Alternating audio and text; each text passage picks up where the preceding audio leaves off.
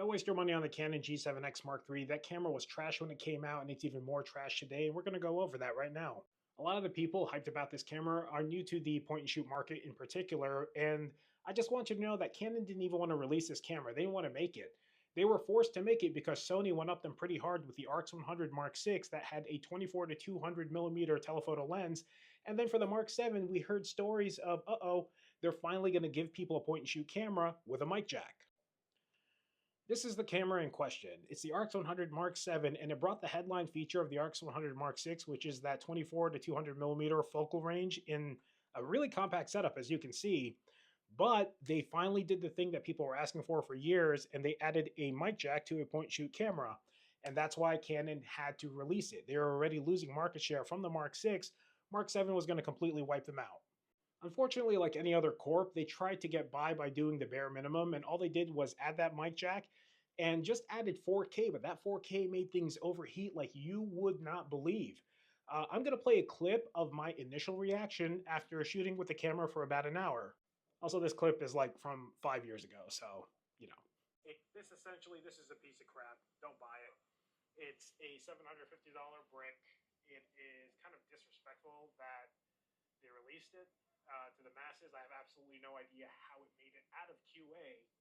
I think the overheating issues that we've heard online have actually been understated because this is the first time since I picked up a camera to start making videos like 5 years ago that I've ever had an issue using a camera. I've never been locked out of a camera before. And it was pretty frustrating, and it was just me making a review. I can't imagine actually being outdoors and wanting to film something specific, or something was happening and I had to catch it real quick and I wouldn't be able to use this camera. Now, as you can see, I hate that camera with a passion, but especially now because the pricing has gotten completely out of hand. And also, say you're not shooting any video whatsoever, you just want to take photos. Even the Mark III still has contrast-based autofocus, no phase detect, which is already old technology at this point in time.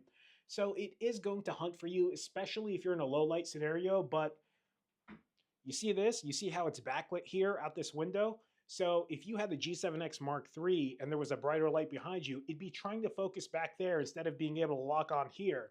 And if you're taking photos, or even worse, if you're taking video, you're going to get a lot of hunting where it goes in and out of focus consistently. And that's a problem that a lot of other point and shoots in this category don't have. And to add insult to injury, Sony later released the Sony ZV-1. The Sony ZV-1 is kind of like a mini successor of the Sony RX100 Mark V. The Mark V and the G7X, or all the RX100 cameras, honestly, but the RX100 Mark V housed the G7X Mark II because it had amazing autofocus. Canon did have better color science, and I think overall I prefer it. That's why I shoot a lot of my pro video using Canon R5Cs, but we're not talking about that right now. We're talking about these cameras, and this was a very good camera at the time. Not even at the time, it's still a good camera. I still use it today. I shoot the majority of my YouTube videos on this thing. This camera has the same focal length, which is the same focal length that the RX100 had, the RX100 V, but it doesn't have an EVF, which the RX100 did, and that's really more for photographers right here. Really handy to have when it's super bright outside, by the way. Now, what that did is that it lowered the overall cost, and it made it a video-centric lens, but here's another one. I do have a YouTube video where I did a photo shoot using strobes and everything because in addition to being able to plug into a microphone, there's the white one, by the way. I recommend getting the black one, but it had a mic jack.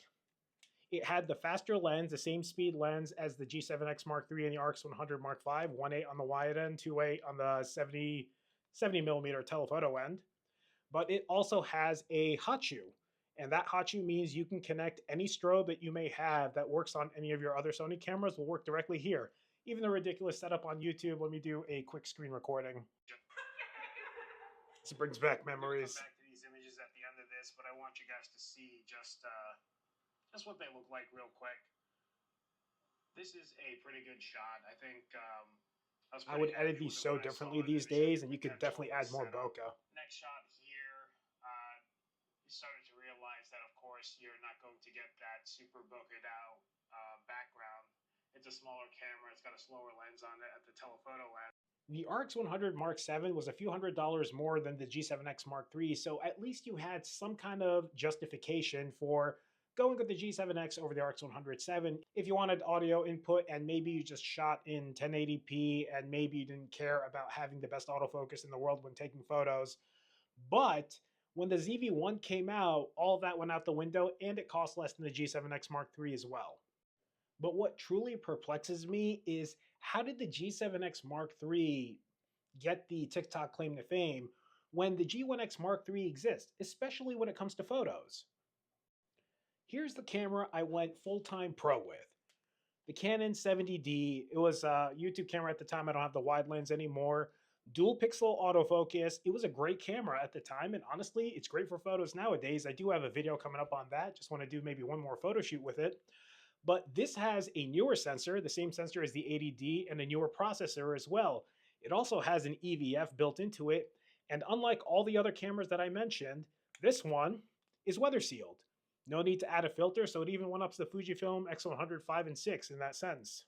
This is an APS-C camera, meaning that the sensor in here is over 3 times larger than any of the cameras that have a 1-inch sensor in them, and you're just naturally going to get better image quality. I do have a YouTube video that I'm currently editing right now on this camera specifically, and the thing is, this camera is less than half the price of what the G7X Mark III is going for online, so, well, for now, until someone figures this thing out. And I need people to kind of learn a little more about cameras rather than saying this is good because XYZ influencer is taking great photos with them. It's just everything's better than a phone, but even when it comes to phones, for some people, just putting a better lens on, like one of these aftermarket lenses, might be the solution. That'll save you a lot more money than buying another camera. And if you really want the selfie screen in the back, they do have solutions for them. Like these things exist and they cost considerably less than a camera, and they're definitely all in supply. There is no supply shortage for this stuff. And you have so many other options that are just really, really similar to something like this or the G7X or pretty much anything else. Also, let me show you a little preview on the G1X Mark III, the camera that, again, don't know how the G1X actually beat this out as the TikTok camera, but let me show you exactly what it can do. Hold on. You're just going to see the screen of the edit I'm doing right now on YouTube. So this episode will be out on Monday. Here's the EVF preview.